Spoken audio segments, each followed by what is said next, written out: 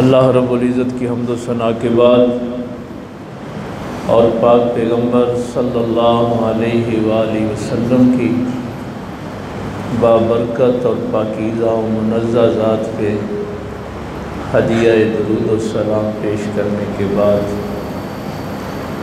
नहायत वाजिबुल एहतराम मुअज़्ज़ज़ सामईन, बुज़ुर्गों, दोस्तों, अज़ीज़ भाइयों, गुज़श्ता जुमे मैंने एक ख़ास तरतीब के साथ हज़रत उस्मान गनी रज़ी अल्लाह ताला अन्हु के फ़ज़ाइल पे बात की थी और साथ साथ मैंने ये एक बात आपको बताई थी कि हमारा जो अक़ीदा है वो ये है कि मासूम सिर्फ़ नबी और फरिश्ते होते हैं। इसलिए हम नबी पाक सल्लल्लाहु अलैहि वसल्लम के बाद किसी भी हस्ती को मासूम नहीं समझते, क्योंकि अगर मासूम समझेंगे तो फिर ख़त्म नबुव्वत का मसला पैदा होता है। जिसको मासूम समझेंगे फिर उसको नबी भी समझेंगे। तो जहाँ तक हम पहुँचे थे वो ये बात थी कि बाकी जितनी भी हस्तियाँ हैं, अगर उनसे कोई ऐसा फ़ैसला, कोई ऐसा काम हो जाए कि जिस पे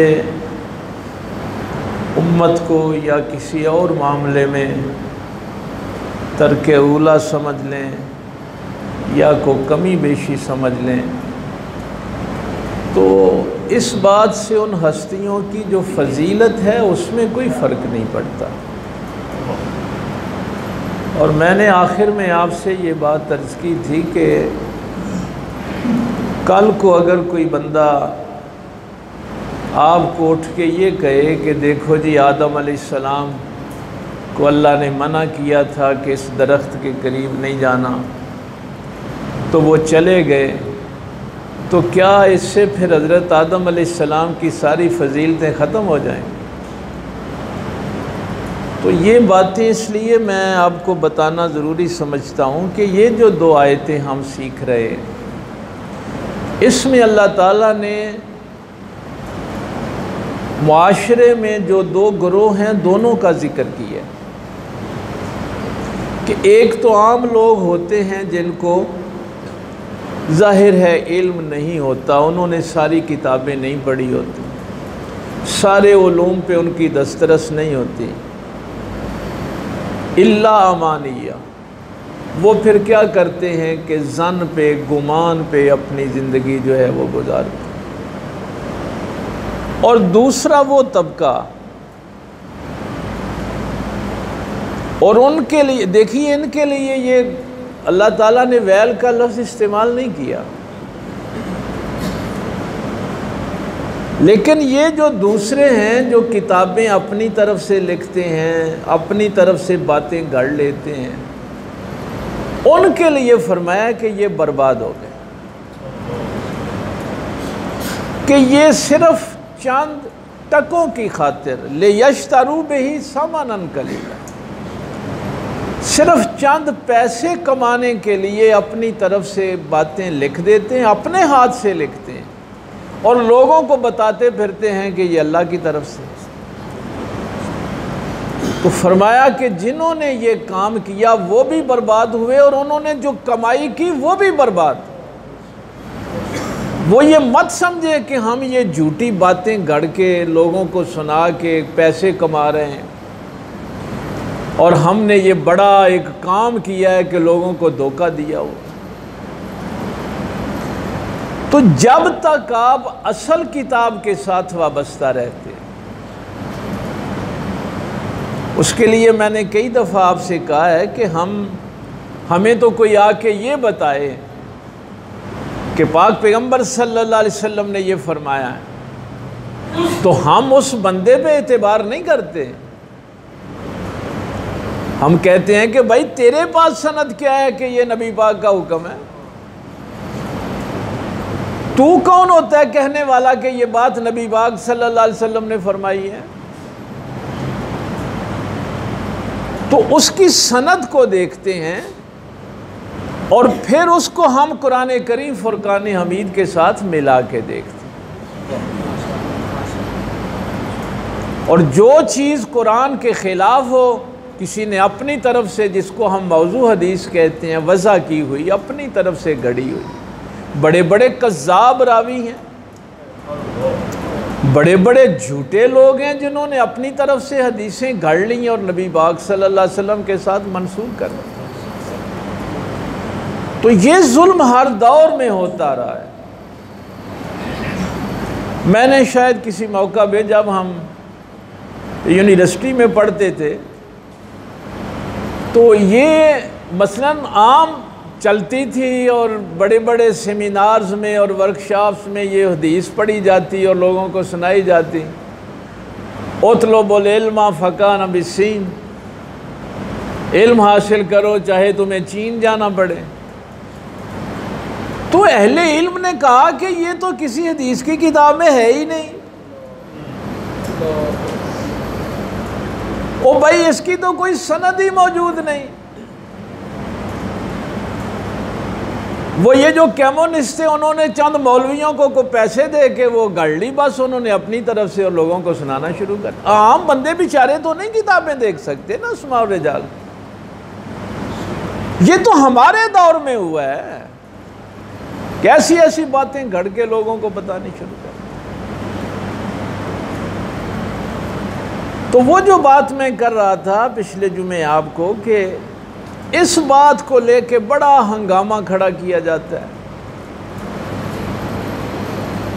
बल्कि हमारे जाहिर है बड़ा नाम है उनका, मदूदी साहब का। उन्होंने किताब लिखी खिलाफत व मलूकियत, और उसमें भी उन्होंने ये बात लिख दी कि देखिए जी, बड़े बड़े सहाबा की मौजूदगी में मरवान को सेक्रेटरी क्यों बनाया? ये अकरबा परवरी थी, और उसकी वजह से फिर आगे जाके जो मसाइल पैदा हुए, हज़रत उस्मान गनी रज़ी अल्लाह ताला अन्हु की शहादत हुई, और ये जेली लेटर भी ज़ाहिर है इसी ने लिखा था। अब देखिए, यहाँ पे दो चीज़ें हैं। जो लोग पाक पैगम्बर सल्लल्लाहु अलैहि वसल्लम की सीरत से वाकिफ़ हैं, हमारे लिए पता है मैं यार क्या है, जब वो रवायत आप देखते हैं कि मेरी उम्मत के, पहली उम्मतों के 72 फ़िरके थे, इस उम्मत के 73 होंगे, और निजात कौन पाएगा?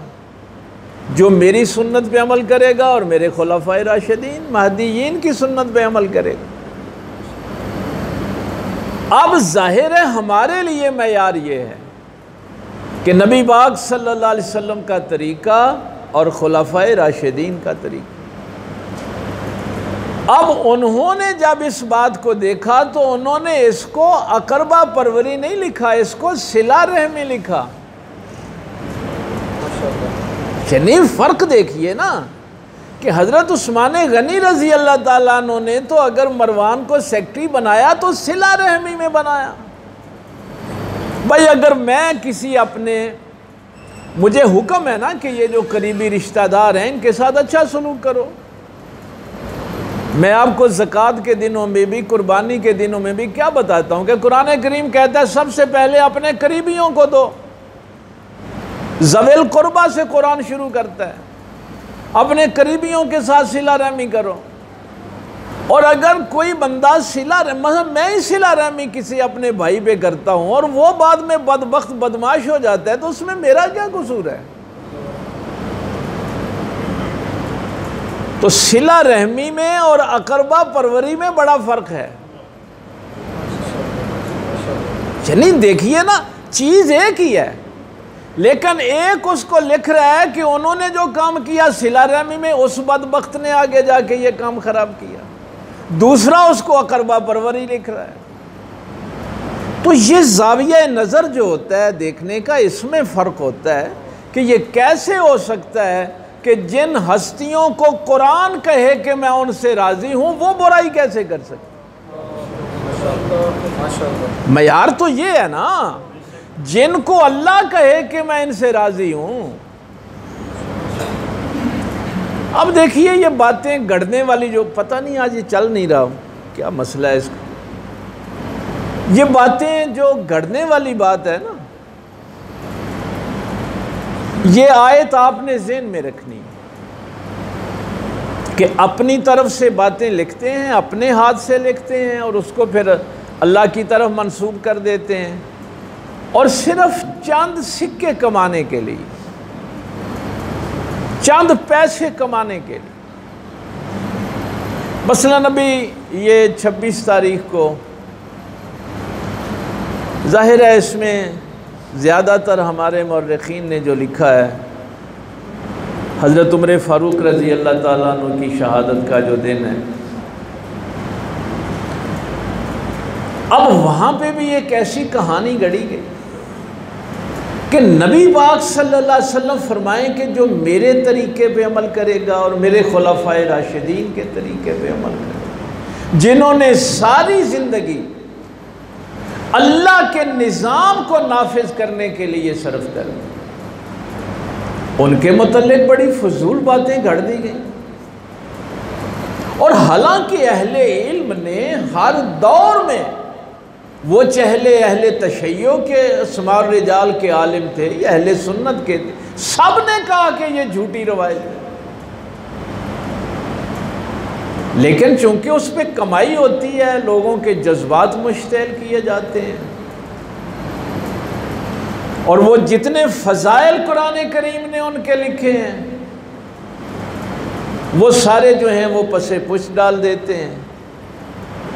और फिर उन हस्तियों के भाई देखिए एक बात ज़हन में रखें, नबी पाक सल्लल्लाहु अलैहि वसल्लम ने अपने दस्ते मुबारक से कोई किताब नहीं लिखी, हुजूर ने तो कोई किताब नहीं लिखी। आपने दीन नबी पाक के पास बैठ के सीखा है या सहाबा के पास बैठ के सीखा है? हमारा प्राइमरी सोर्स जो है, जो पहला जरिया है, वो तो नबी पाक सल्लल्लाहु अलैहि वसल्लम के सहाबा हैं। अगर वही बुरे थे तो फिर दीन हमारे तक अच्छा कैसे पहुंच गया? ये तो थोड़ी सी अकल रखने वाला भी इंसान इस दीन पे तो फिर अमल ही नहीं कर सकता। भाई दीन नबी पाक सल्लल्लाहु अलैहि वसल्लम को अमल करते हुए पहले किसने देखा है? सहाबा किराम ने देखा है ना। नबी पाक सल्लल्लाहु अलैहि वसल्लम से इल्म डायरेक्ट किसने सीखा? सहाबा ने तो सीखा है। तो अगर वही ठीक नहीं थे तो जब पहला सोर्स ही गलत हो गया तो फिर इस दीन को मानने की जरूरत क्या है? तो ये जो मामला है फिर उनकी तारीफ कुरान करे। अल्लाह ताला ये कहे कि अब क़यामत तक मेयार ये है कि जो इनकी इत्तिबा करेंगे नेकी के मामले में, अल्लाह उन पे राजी है और वो अल्लाह पे राजी। और अल्लाह ताला ने उनसे जन्नत का वादा किया है। यार तुमने अल्लाह के इल्म को भी क्या समझ लिया? और फिर जुल्म की ऐसी ऐसी दास्तानें, यकीन जानिए हम तो वो बयान भी नहीं कर सकते। ये जुल्म की दास्तानें हमसे तो बयान भी नहीं होती कि यार हमें गैर मुस्लिम क्या कहेंगे कि इन लोगों से तुमने दीन लिया है। तो अगर आपने असल दीन से वाबस्ता रहना है तो फिर आपको इस किताब से वाबस्ता रहना पड़ेगा। मिला के देखें, अगर कोई इसके मुताबिक है चीज़ तो ठीक है, नहीं तो बस भाई हम उसको कबूल नहीं कर सकते। हम अपने अल्लाह पे ब्लेम कैसे लगा सकते, अपने पैगंबर पे ब्लेम कैसे कर सकते? इस दौर में भी जब भी कोई बात होती है ना या उसको बयान किया जाता है तो बयान करने वाले हर किस्म के लोग होते हैं। बसन आजकल तो जाहिर है मीडिया का दौर है, हर चीज़ आप मोबाइल में उसी वक्त रिकॉर्ड कर लेते हैं, इलेक्ट्रॉनिक मीडिया है, अखबारात हैं। लेकिन आज भी एक बात कई तरीक़ों से लोग बयान करते हैं। मसलन एक जलसा किसी सियासी पार्टी का होता है तो आप टीवी खोल के देखें, कोई कहेगा 10 लाख बंदा, तो नहीं नहीं होते थे, कुर्सियां खाली पई हैं। वही एक जलसे के मुतल्लिक उसी टीवी में बैठ के क्या कुछ नहीं हो रहा होगा। भाई इस दौर में भी जब हम बड़े अच्छे तरीके से किसी खबर तक पहुंच सकते हैं, लेकिन हर तरह से उसको बयान किया जाता है। अच्छा वो भी छोड़े, मैं यहाँ की आपको मिसाल देता हूँ। मैंने एक दफ़ा पता है आपसे कहा भी था कि ये जब नमाज के बाद चंदा इकट्ठा करते हैं मस्जिद के लिए, तो मुझे एक बंदे ने पूछ लिया कि ये पैसे आप, मैंने कहा भाई नहीं ये तो मस्जिद के लिए इकट्ठे होते हैं, मैं तो नहीं, मैं तो फी सबीलिल्लाह जुमा पढ़ाता हूँ, मैं कोई खिदमत नहीं लेता, चूँकि ये तो मुझे पता है कि ये काम जो है ये अल्लाह की रज़ा के लिए करना। अब जिस बंदे को नहीं पता और जिसने उसकी बात सुन ली, अब वो तो यही कहेगा कि आप साहबा से पैसे इकट्ठे होंगे। ये कोई ऐसी बात नहीं है कि उस दौर में भी ऐसे ही गलत बयान करने वाले होते थे, इसलिए शुमार रिजाल का पूरा इल्म वजूद में आया कि अगर कोई बंदा ये कहता है कि ये बात नबी पाक सल्लल्लाहु अलैहि वसल्लम ने फरमाई है, तो हम पूछते हैं तूने कैसे सुनी है? उसकी पूरी सनद बयान होती है।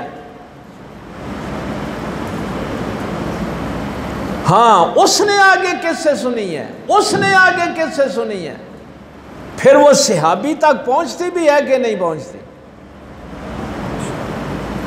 ताबी तक रवायत पहुंच रही है, सहाबी तक पहुंच रही है, पाक पैगंबर सल्लल्लाहु अलैहि वसल्लम तक पहुंच रही है। ये पूरा इल्म वजूद में आया। फिर ये देखा जाएगा कि उन दोनों की कभी ये जो बात कह रहा है कि मैंने फलां से सुनी, वो वहाँ उस वक़्त उन दोनों का वक्त भी एक था कि नहीं था। फिर उनकी मुलाकात भी साबित है कि नहीं, फिर उस मुलाकात में वो गुफ्तगू भी हुई कि नहीं हुई। ये बंदा कभी झूठ बोलता है कि नहीं बोलता, इसका हाफजा कैसा है, इसका तकवा कैसा है, ये सारी चीजें देख के परख के हम, मसलन देखिए यही एक बात, वो देखो जी हजरत अबू बकर सिद्दीक रजी अल्लाह ताला अन्हु की खिलाफत बैत के लिए हम तो यकीन जानिए बयान भी नहीं मिंबर पे कर सकते। हजरत उमर फ़ारूक रजी अल्लाह ताला अन्हु आए और उन्होंने आके हजरत फातिमा के घर को आग लगा दी। हजरत अली घर पे थे, बनु हाशम के कुछ लोग भी मौजूद थे, सहाबा कराम भी मौजूद थे, इतनी बड़ी तादाद में मर्द घर में मौजूद हैं और हज़रत उमर फ़ारूक के घर को आग लगा रहे हैं और हज़रत फ़ातिमा पे बाकायदा ज़ोदो को उनकी मार पिटाई कर रहे हैं।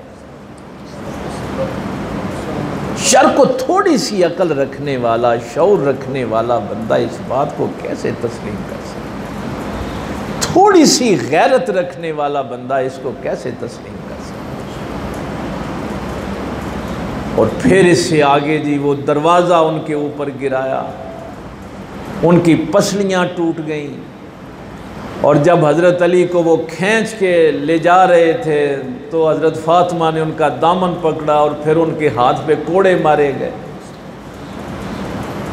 एक बेटे का हमल था जिनका नाम मोहसन बताया जाता है, वो ज़ाया हो गया और इसी तरह हज़रत फ़ातिमा की शहादत। अब देखिए जो बंदा ये कहानी सुनेगा वो हज़रत उमर फ़ारूक को अच्छा कैसे कह सकता है, लेकिन लिखी हुई है किताबों में। अब यहां पे जो मैं बात कर रहा था, कहानी लिख दी गई, अब भी लोगों को बताई जाती है और फिर नौजवान जो हैं उस पर, जिन बेचारों को नहीं पता किसको देखना कैसे है, तो वो तो गालियां देंगे नबी पाक के सहाबा को, बदतमीजी करेंगे। अहले तशय्यो के, शिया हजरात के, अस्मार रिजाल के जो बहुत बड़ा आलिम है अल्लामा हिल्ली, उनकी किताब ही किताब और रिजाल है, रिजाल हिल्ली के नाम से मशहूर है। सबसे पहले उन्होंने ये बात कही कि इसका सोर्स क्या है, ये बात आई कहां से है। पहला बंदा जिसने ये कहानी सुनाई सुलैम बिन कैस आमरी अल हिलाली, उसकी किताब है अस-सकीफ़ा। मैं बुनियादी सोर्स ये जो मैंने कहा ना कि हम क्या कुछ देखते हैं और फिर उस बात को तस्लीम करते, ये सुन्नियों के आलिम नहीं है, अहले तशय्यो के आलिम हैं। वो कहते हैं कि उसने अपनी किताब में ये बात लिखी और उसका जो शागिर्द था अबान बिन अबी अयाश, उसने इस किताब को तरतीब दिया और वो मरते वक्त अपने शागिर्द को ये किताब दे गया। वो कहता है कि हम हज़रत अब्दुल्ला इब्ने अब्बास रज़ी अल्लाह ताला अन्हु के घर में बैठे हुए थे।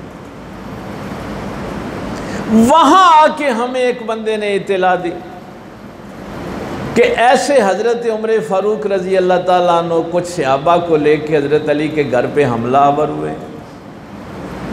और उन्होंने हज़रत फ़ातिमा तो ज़हरा सलामुल्लाह अलैहा का ज़ोदोकोब किया है, उन पे दरवाज़ा गिराया है, उनके घर को आग लगा दी।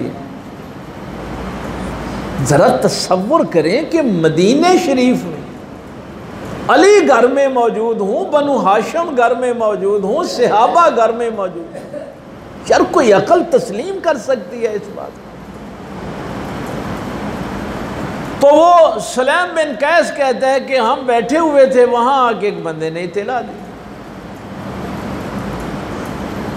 अब अल्लामा हिल्ली इस पे जो बात लिखते,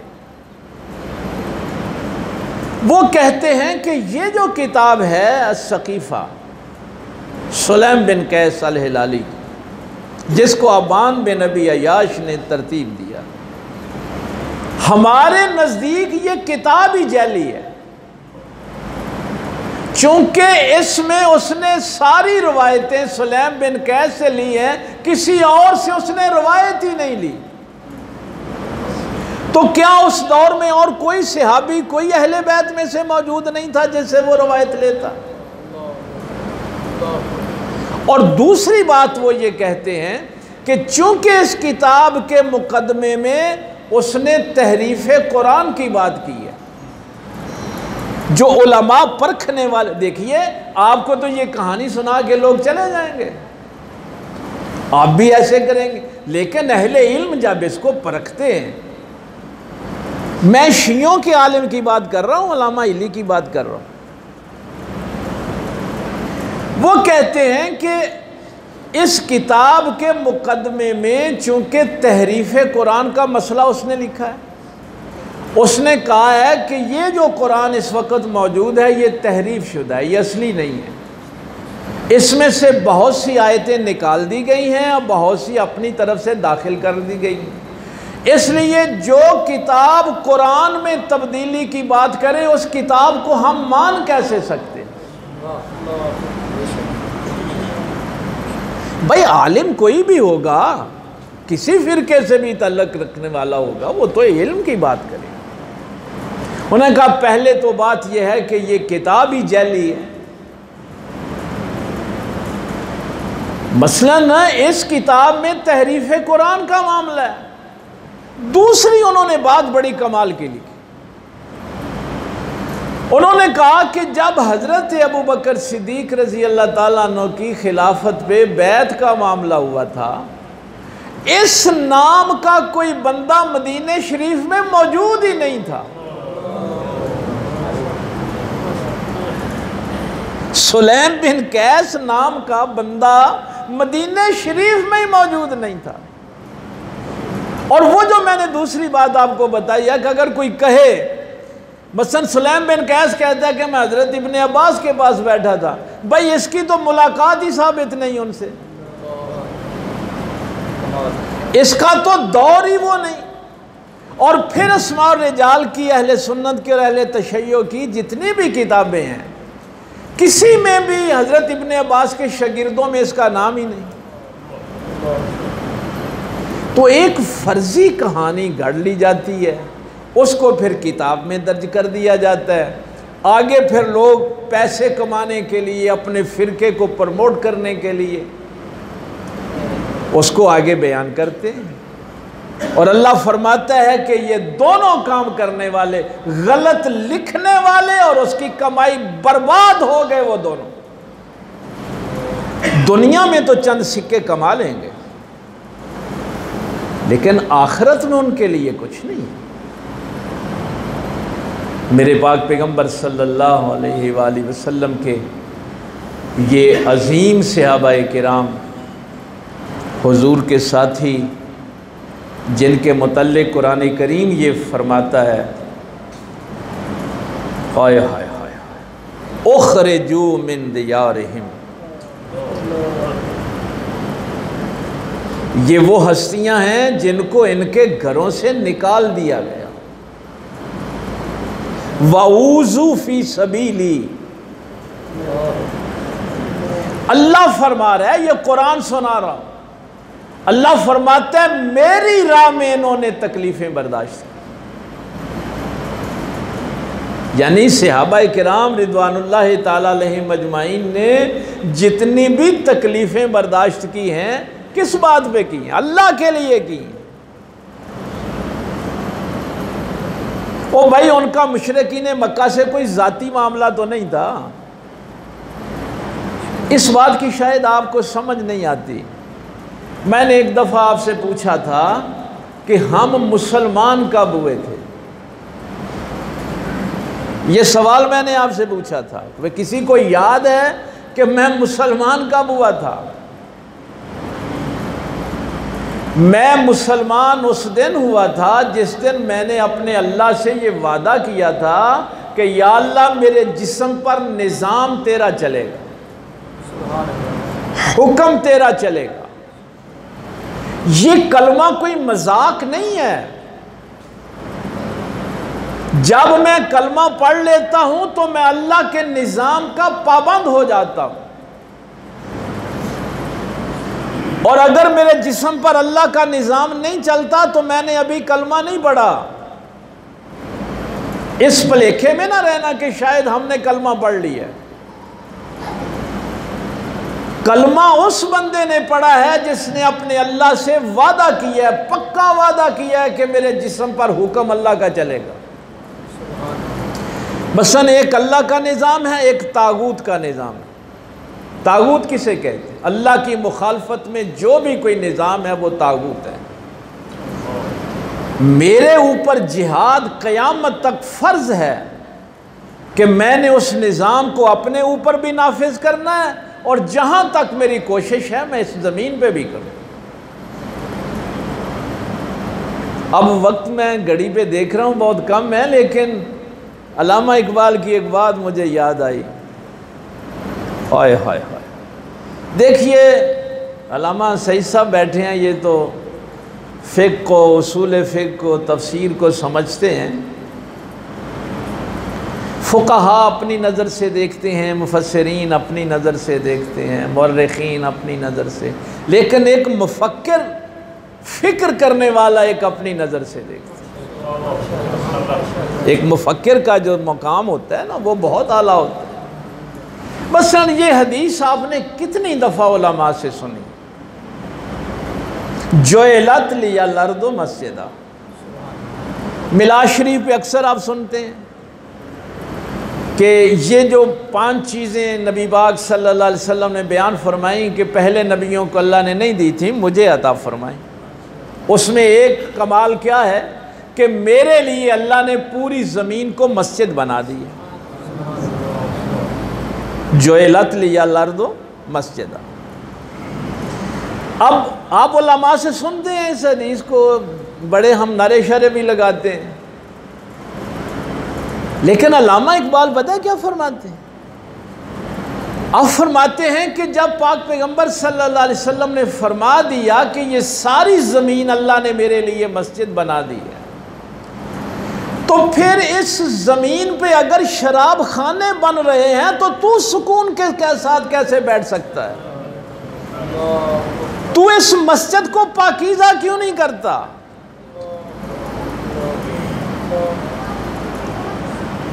इस पे अगर डांस गाने बजाने हो रहे हैं, शराब की महफिलें चल रही हैं, तो तेरी मस्जिद में चल रही हैं ना। मुसलमानों ने इस नजर से देखा ही नहीं कि पाक पैगंबर तुम्हें क्या कह के गए हैं कि तुमने पूरी जमीन को पाक करना है। तुम्हारा मिशन क्या है कि इसको मस्जिद नबी पाक ने जब फरमा दिया है तो अब तुम सारी जिंदगी चैन के साथ कैसे बैठ सकते हो जब जमीन के चप्पे चप्पे को पाकीज़ा नहीं कर लेते? तागूती निज़ाम से इसको छुड़वा नहीं देते। जितनी जितनी जिद्दोजहद तुम कर सकते हो करो। जिसके लिए मैं कहा करता हूं कि मसलन आपके भाई ने आपको शादी पे बुलाया, वहां पे गैर शरीक काम हो रहे हैं तो आप उठ के तो आ सकते हैं ना। हिजरत को ये तो नहीं है कि एक गांव से या एक शहर से उठ के दूसरे, आप जब भी बुराई की महफिल को भी छोड़ते हैं तो आप मुहाजिर हैं। छोड़ दें कि मैंने तागूत के निज़ाम में नहीं रहना, चाहे मेरा दोस्त है, मेरा भाई है, जो भी है। तो वो मुसलमान है जो अपने ऊपर अल्लाह के निज़ाम को नाफिज करता है। और अल्लाह का शुक्र है कि ये जो जिनको नबी पाक सल्लल्लाहु अलैहि वसल्लम ने महदीयीन फरमाया है, खुलफाए राशिदीन को महदीयीन फरमाया है, उनकी सारी जिंदगी इस जमीन पर अल्लाह का निज़ाम नाफिज करने में बसर हुई। उनकी जिंदगी क्या था? अपने कपड़ों को तो 11-11 पैबंद लगे हुए थे। उन्होंने कोई ऐशो इशरत की जिंदगियां तो नहीं गुजारी। और क्या तरबियत फरमाई थी कि जब सरकार उमर फारूक रज़ी अल्लाह ताला अन्हु खुतबा जुमा के लिए मस्जिद में तशरीफ़ लाते हैं तो पूछते हैं कि अगर मैं तुम्हें अल्लाह रसूल के हुक्म के ख़िलाफ़ कोई बात करूं तो मानोगे? तो एक बंदा खड़ा हो जाता है, वो कहता है नहीं नहीं, जब तक अल्लाह रसूल के हुक्म के मुताबिक बात करेगा उस वक़्त तक तेरा हुक्म मानेंगे, वरना नहीं मानेंगे। तो हज़रत उमर फारूक अल्लाह का शुक्र अदा करते हैं कि या अल्लाह तेरा शुक्र है ये लोग मुझे भटकने नहीं देंगे, मुझे राह रास्त पे रखे। तो जाहिर है जिन लोगों ने दीन की खिदमत की है, जिनकी कुरान करीम ने तारीफ़ें की, वक़ातलू वक़ुतिलू, फरमाया वो मेरी राह में कत्ल हुए भी और कत्ल किए भी। जाती नहीं उनका कोई मामला था, वो तो मक्के के मुशरिकों से भी इसलिए लड़ते थे कि अल्लाह के निज़ाम को नाफिज कर। उनकी लड़ाइयाँ जाती नहीं थीं, खुदा के निज़ाम को नाफिज करने के लिए। अपने कारोबार छोड़े, ज़मीनें, हमें क्या तसव्वुर दीन क्या है? मक्के में उनकी दुकानें थीं, कारोबार थे, अपने मकानात थे, सब कुछ छोड़ दिया है। इसको अल्लाह फरमा रहा है ऊज़ू फी सबीली, मेरी राह में उन्होंने तकलीफ़ें उठाई और यहां तक कि कत्ल हुए भी और कत्ल किए भी। और अगला जुमला हमेशा ज़हन में, अगर कोई बदबख्त कहे ना उनसे ये गलती हो गई, ये गलती हो गई, ये गलती हो गई, मेरे अल्लाह ने फरमाया अल्लाह कफ़िरन्ना अन्हुम सय्यातिहिम, अब अगर उनसे कोई गलती हो भी गई है तो अल्लाह ताला ने उनको माफ़ कर दिया। नारे तकबीर, नारे रिसालत, नारे खिलाफत। अब अल्लाह कहे कि मैंने उनकी लग़ज़िशों को माफ़ कर दिया और तुम उछालते, यानी अल्लाह से आपने मुकाबला करना।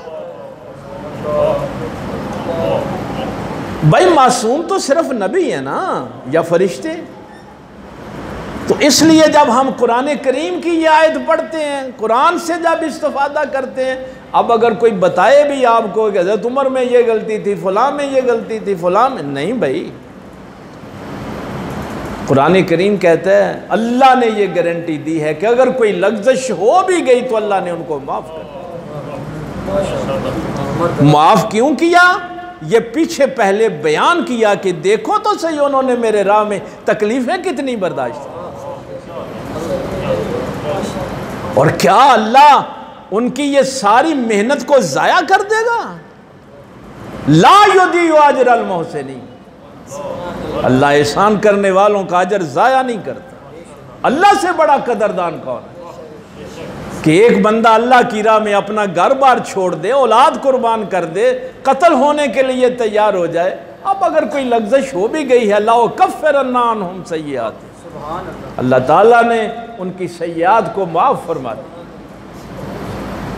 इसलिए कभी भी किसी इस ट्रैप में नहीं आना कि मेरे पाक पैगम्बर सल्लल्लाहु अलैहि वसल्लम के ये जो साथी हैं जिन्होंने अल्लाह का निज़ाम नाफज करने के लिए कोशिश की है।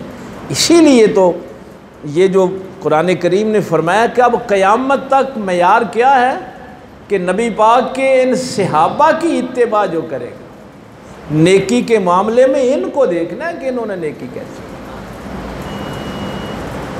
तो देखिए ऐसे ऐसे भी लोग होते हैं कि मैं सुलैम बिन कैस हलाली यानी फर्दी मौजूद नहीं, एक फर्जी बंदा जिसकी मुलाकात ही नहीं हज़रत अब्दुल्लाह इब्न अब्बास रज़ी अल्लाह ताला अन्हुमा के साथ, कभी वो उनका शागिर्द ही नहीं रहा।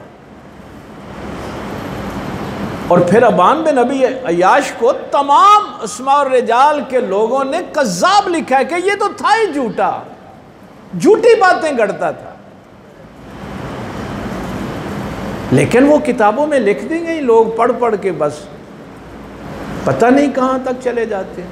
इसलिए ये कुरान करीम की आयत आपको अर्ज कर रहा हूँ कि ये कोई ज़रूरी नहीं होता कि जो लिखी हुई हो वो ठीक हो। कुरान कहता है ये पैसे कमाने के लिए, अपने कारोबार चलाने के लिए गलत बातें अपने हाथों से लिखते हैं और फिर लोगों को बताते करते हैं यही दीन है, हम तुमको अल्लाह रसूल की बात ही बता रहे हैं। तो मेरे अल्लाह ने फरमाया वो दोनों बर्बाद हो। इसलिए कोशिश करें कि वाबस्ता रहें हुजूर के सहाबा से भी, हुजूर की अहले बैत से। अल्लाह ताला अमल की तौफीक दे। व आखिर दावाना अल्हम्दुलिल्लाह।